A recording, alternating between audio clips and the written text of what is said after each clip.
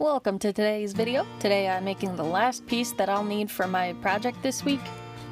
I'm using Sculpey original, color white. This is oven baked clay, not air dry clay. Whenever you're working with baking clay, make sure you read the instructions.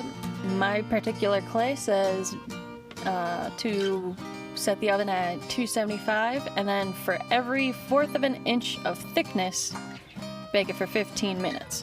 And do not over bake or microwave. This will probably cause it to crack and possibly explode, if I had to guess. So to make my life easy, I just made a sketch, an outline of a rooster so that I can carve around it. The Sculpey comes in these rows of like tubes, so that made it very easy for me to map out about how much I'll need to complete this project. At the end I did have extra, so I just continued to make like little eggs, and I did have a little bit extra left that I didn't want to use, so I put it back in the box. I don't know if you're supposed to, but I did anyway.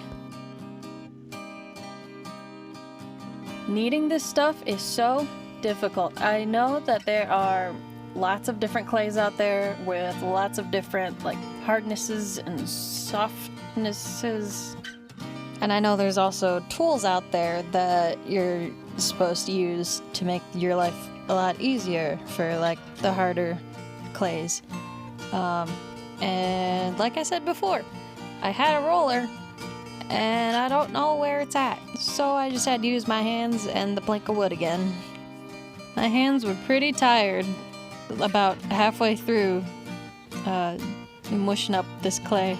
But once it is softer, it is a lot easier to use. It's still, you know, kind of tough, but is a lot easier to manipulate. So I've noticed, now that I've been done with this project for half hour maybe, I've washed my hands, but I still have clay all up in my nails and like the creases of my fingers. It's just sticking to me. So I wouldn't recommend doing this on anything that it could stick to, like paper or cloth or anything. I know that you can use water to soften the clay as well. I probably should have used a little bit initially to help soften the clay. But I know once you start like working the clay and shaping the clay, you can use water to like smooth out the creases and stuff. I didn't bother being too particular about how smooth and flat the clay was, because I can just sand it after it's baked. I'm not going to sand it too much because it is pretty thin. It's only about a 1/4 inch thick, but I can sand it, smooth it out a little bit.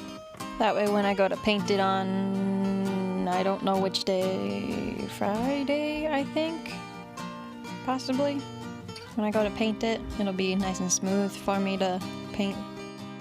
So I posted an update this morning on the other clays that I was working with and how they're doing.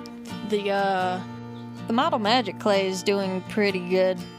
It's 24 hours to dry to the touch and then 78 hours to dry completely.